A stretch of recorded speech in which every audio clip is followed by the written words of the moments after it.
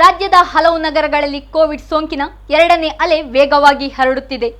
ಇದು ಮುಂದುವರೆದರೆ ಸೋಂಕನ್ನು ನಿಯಂತ್ರಿಸಲು ಮುಂದಿನ ದಿನಗಳಲ್ಲಿ ಹೆಚ್ಚು ಕಷ್ಟವಾಗುತ್ತದೆ ಎಂದು ಉಡುಪಿ ಡಿಸಿ ಜಿ ಜಗದೀಶ್ ಹೇಳಿದ್ದಾರೆ. ಸಾರ್ವಜನಿಕರಿಗೆ ನೀಡಿದ ವಿಡಿಯೋ ಸಂದೇಶದಲ್ಲಿ ಮಾತನಾಡಿದ ಅವರು, ನಮ್ಮ ಜಿಲ್ಲೆಯಲ್ಲಿ ಇಂದಿಗೂ ಕೊರೋನಾ ಪರಿಸ್ಥಿತಿ ನಿಯಂತ್ರಣದಲ್ಲಿಲ್ಲ. ದಯವಿಟ್ಟು ಕೊರೋನಾ ಸೋಂಕನ್ನು ನಿರ್ಲಕ್ಷಿಸದಂತೆ ಸಾರ್ವಜನಿಕರಿಗೆ ಕೈ ಮುಗಿದು ವಿನಂತಿಸಿಕೊಳ್ಳುತ್ತೇನೆ ಎಂದು ಹೇಳಿದರು.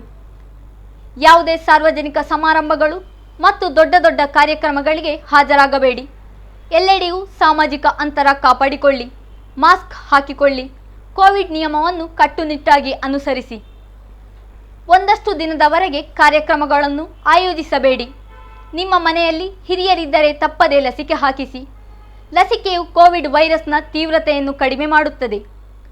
ಕಳೆದ ಬಾರಿಯೂ ಕೋವಿಡ್ ಅಲೆಗೆ ನಮ್ಮ 192 ಹಿರಿಯ ನಾಗರಿಕರನ್ನು ಕಳೆದುಕೊಂಡಿದ್ದೇವೆ.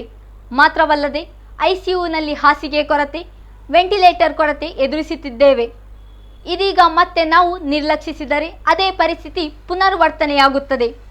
ದಯವಿಟ್ಟು ನಿಮ್ಮ ಮನೆಗಳಲ್ಲಿ ಹಿರಿಯ ನಾಗರಿಕರನ್ನು ಸುರಕ್ಷಿತವಾಗಿರುವಂತೆ ನೋಡಿಕೊಳ್ಳಿ ಎಂದು ವಿನಂತಿಸಿಕೊಂಡರು. ಎಲ್ರಿಗೂ ನಮಸ್ಕಾರ. ನಾನು ನಿಮ್ಮ ಡಿಸಿ ಜಿ ಜಗದೀಶ್ ಮಾತಾಡ್ತಾ ಇದ್ದೀನಿ. ಈಗಾಗಲೇ ನಿಮಗೆ ತಿಳಿದಂತೆ ಕರೋನಾ ಎರಡನೇ ಅಲೆ ಬಹಳ ವೇಗವಾಗಿ ಹರಡ್ತಾ ಇರೋದನ್ನು ನಾವು ನೋಡ್ತಾ ಇದ್ದೀವಿ. ಬೇರೆ ಬೇರೆ ಜಿಲ್ಲೆಗಳಲ್ಲಿ, ಬೆಂಗಳೂರಿನಲ್ಲಿ, ಮಹಾರಾಷ್ಟ್ರದಲ್ಲಿ, ಬೇರೆ ಬೇರೆ ರಾಜ್ಯಗಳಲ್ಲಿ ಅತ್ಯಂತ ವೇಗವಾಗಿ ಕರೋನಾ ಅಲೆ ಹರಡ್ತಾ ಇರೋದನ್ನು ನಾವು ನೋಡ್ತಾ ಇದ್ದೇವೆ. ಇದೇ ರೀತಿ ಹರಡಿದರೆ ಮುಂದಿನ ದಿನಗಳಲ್ಲಿ ತುಂಬ ಕಷ್ಟ ಅನುಭವಿಸುವಂಥ ಪರಿಸ್ಥಿತಿ ಬರ್ತದೆ ಅಂತ ನಾವು ಅಂದ್ಕೊಂಡಿದ್ದೀವಿ. ಹಾಗಾಗಿ ಈಗಾಗಲೇ ನಾವೆಲ್ಲ ತಯಾರಿಯನ್ನು ಮಾಡ್ತಾ ಇದ್ದೇವೆ. ನಾನು ನಿಮ್ಮೆಲ್ಲರಿಗೂ ಸಹ ಕೈ ಮುಗಿದು ಕೇಳೋದು ಇಷ್ಟೇ.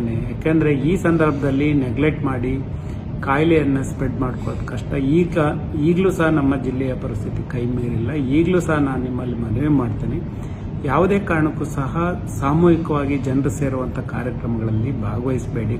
ಭಾಗವಹಿಸಿದರೆ ಅತ್ಯಂತ ಜಾಗರೂಕತೆಯಿಂದ ಮಾಸ್ಕ್ಗಳನ್ನು ಹಾಕ್ಕೊಂಡು, ಕೈ ಸ್ಯಾನಿಟೈಸ್ ಮಾಡಿಕೊಂಡು, ಜನರಿಂದ ಸ್ವಲ್ಪ ದೂರ ಇರುವ ಸೋಷಿಯಲ್ ಡಿಸ್ಟೆನ್ಸ್ ಕಾಪಾಡಿಕೊಂಡು ಹೋಗುವಂಥದ್ದು ಬಹಳ ಮುಖ್ಯ ಆಗ್ತದೆ. ಹಾಗಾಗಿ ನಾನು ನಿಮ್ಮೆಲ್ಲರೂ ಮನವಿ ಮಾಡ್ತೇನೆ, ಈಗ ಯಾವುದೇ ಕಾರ್ಯಕ್ರಮಗಳನ್ನು ಆಯೋಜನೆ ಮಾಡಲಿಕ್ಕೆ ಹೋಗಬೇಡಿ. ಮತ್ತು ಆಯೋಜನೆ ಮಾಡಿದರೂ ಸಹ ಅಂಥ ಕಾರ್ಯಕ್ರಮಗಳಲ್ಲಿ ಭಾಗವಹಿಸದೇ ಇರೋದು ತುಂಬ ಒಳ್ಳೆಯದು ಅಂತ ನಾನು ಅಂದ್ಕೊಂಡಿದ್ದೇನೆ. ಅದರ ಜೊತೆಗೆ ನಮ್ಮ ಮನೆಯಲ್ಲಿರುವಂಥ ಹಿರಿಯರಿಗೆ ಲಸಿಕೆಯನ್ನು ಹಾಕಿಸ್ಬೇಕು. ಈಗಲೂ ಸಹ ನಾನು ನೋಡ್ತಾ ಇದ್ದೇನೆ, ಹಿರಿಯರಿಗೆ ಲಸಿಕೆಯನ್ನು ಹಾಕಿಸುವಲ್ಲಿ ಭಾಳಷ್ಟು ಜನ ಹಿಂದೆ ಬೀಳ್ತಾ ಇದ್ದೀರಿ. ನಿಜವಾಗೂ ಸಹ ಈಗಾಗಲೇ ನಾನು ಹೇಳಿದ್ದೇನೆ, ಲಸಿಕೆಯನ್ನು ಹಾಕ್ಕೊಂಡ್ರೆ ನಿಜವಾಗೂ ಸಹ ಕರೋನಾದ ಆತಂಕ ಸಾಕಷ್ಟು ಕಡಿಮೆ ಆಗ್ತದೆ.